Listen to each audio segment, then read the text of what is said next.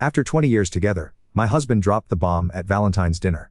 I'm moving in with my 23-year-old nanny. He smirked. I sipped my wine and replied, "Tell her I said hi." The very next day, I received an email from our shareholder meeting.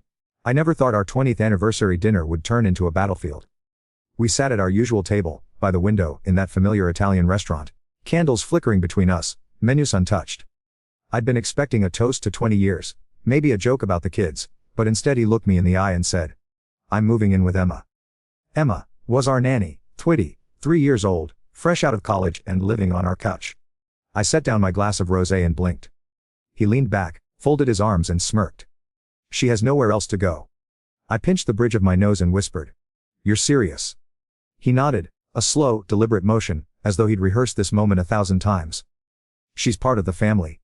I laughed. Hollow and sharp. "You mean family plus mistress?" He didn't flinch.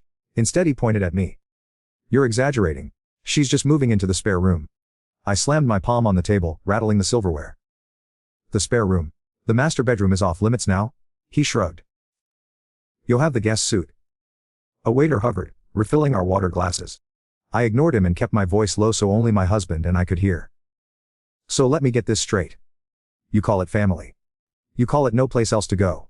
But you're sleeping next to her mattress instead of mine." He uncrossed his arms and leaned forward. "If you have a problem, you can sleep elsewhere." I gripped my napkin until my knuckles turned white. "So there's no discussion, no separation talk, no divorce papers, nothing. You just decide and I comply." He took a slow breath. "That's marriage." I stared at him for a long moment, tasting betrayal on my tongue. Then, I set my wine glass back on its coaster and said, "Fine. But since you're rewriting the rules, let's rewrite our finances too." His smirk faltered. "What do you mean?" I reached into my clutch, pulled out my phone, and tapped the banking app. "All joint accounts, split 50-50. Effective immediately." He narrowed his eyes. "You wouldn't dare." I typed a transfer. "Watch me." He lunged across the table, knocking over my water glass. Clear liquid soaked the lace tablecloth. The waiter jumped forward, but I waved him off. I turned back to my husband and said, 20 years of trust. And you dropped this bomb on Valentine's Day. You think I won't protect what's mine?" He sat back, breathing hard, then stood abruptly. "I'm done here."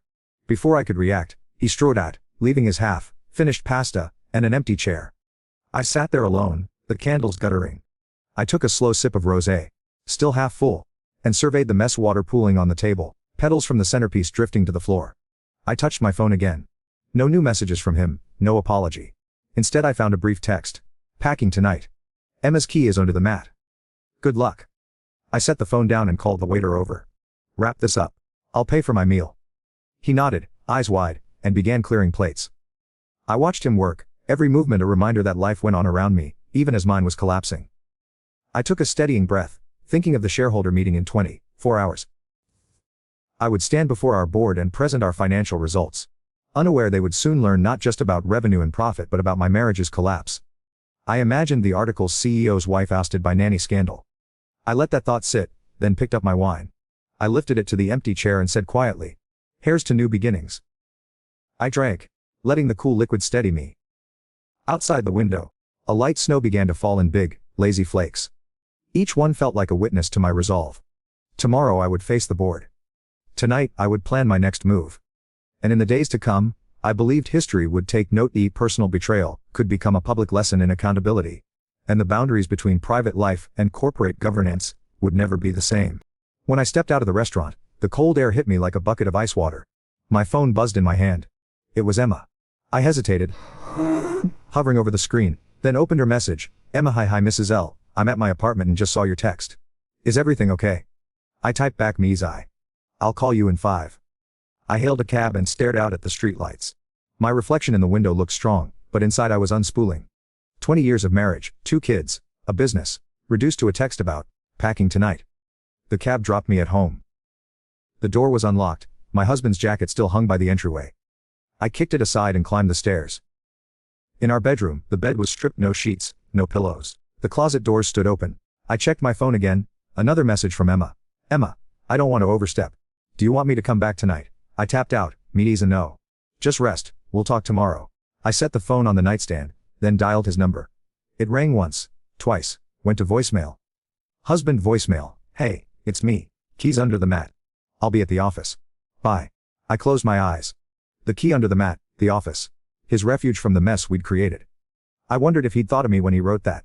Then I remembered the rosé on the table, the overturned water glass, the petals. I sank onto the bare mattress and let the phone fall from my hand. 2. I woke the next morning to a flurry of notifications. One email subject stood out: URGMT emergency shareholder meeting scheduled for 10 a.m. today. My pulse skipped. I opened it. From SEM Board Secretary R Company. Compi Melto Board Secretary R Company. Come to Yan all shareholders, a subject leading leadership meeting, leadership review. Dear shareholders. In light of recent personal developments affecting our CEO's family, the board of directors has called an emergency meeting today at 10:00. Agenda items include 1. Confirmation of the CEO's personal circumstances, 2. Review of governance and disclosure compliance, and 3. Potential interim leadership arrangements, the 4. Communication strategy with media and stakeholders. Your attendance is mandatory. Board Secretary. I stared at the screen. Personal developments. They'd turned my private crisis into a corporate crisis in less than 16 hours. I logged into Slack. A thread titled Urgent, Board Meeting, lit up with messages QOOs and please confirm your availability, and CFOOZ. Press release draft needs sign, off General Counsel. OSEN Legal has assessed disclosure requirements. I closed Slack and dialed our CEO. Mark, it's me. I said when he picked up. What exactly are we disclosing? He sounded raw. We have a duty to inform investors of any material events that could affect the company's stability. This situation qualifies. I ran a hand through my hair. So they're discussing my marriage as if it's a liability. He sighed. It is, if it distracts from our strategy. You know how the market reacts. I closed my eyes. What about Emma? She's an employee. Mark hesitated. HR is already reviewing her contract under non-fraternization policies. I pressed. Because sleeping with my husband is verboten, but overnighting at our house is okay. No comment, he said quickly. Get here by 9:30. We need to prepare. I hung up and called Emma back. Her voice trembled. Mrs. L. I'm sorry, she said. I took a breath. Emma, you didn't do anything wrong. Just be ready to answer HR's questions. As she paused. I thought I was helping. He said you'd understand. I swallowed. He lied to me. She sniffled. I'm scared. I closed my eyes. I know. We'll figure this out tomorrow. I arrived at the office lobby at 9:20. Slipping past the reception desk without looking at the security camera. The elevator ride felt like a slow descent into a pit. Outside the boardroom, shareholders milled about, glasses of water in hand, murmuring. When I entered, Mark and the general counsel approached. Let's start, Mark said. The board chair, Elaine, called the meeting to order. We're here because our CEO's personal life has become a matter of record. Yesterday evening, news of his relocation with a junior employee reached the staff and social media. We must address governance concerns. I cleared my throat. Lane, I understand the board's duty. But my personal decisions. She held up a hand. The board needs to evaluate whether this conduct affects your ability to lead. We'll review your disclosure, potential conflicts of interest, and decide if an interim CEO is needed. My heart pounded, but I spoke steadily. I won't resign. I want to address this head-on. I propose a public statement acknowledging the change, reaffirming our governance commitments, and outlining steps to prevent similar oversharing of private matters. Elaine's gaze was cool. We'll consider it. Next item: communication plan with the press. I turned to the COO and CFO. Let's draft a clear statement emphasizing stability, outlining the board's support for continuity, and clarifying that the company's operations remain unaffected. A murmur went around the table. The CFO nodded. We'll have a draft within the hour. The meeting stretched on. HR would investigate Emma, legal would handle non-disclosure implications, finance would reassure top investors. At one point the chair leaned back and intoned. This is unprecedented. We're charting new territory in how personal relationships intersect with public companies. I realized she was right. In the weeks and months to come, other companies would face similar crises. Executives' private lives laid bare, boards forced to weigh pro-conduct against corporate performance. History would note this as a turning point. The dawn of mandatory personal conduct disclosures, of reputational risk management becoming inseparable from financial risk management.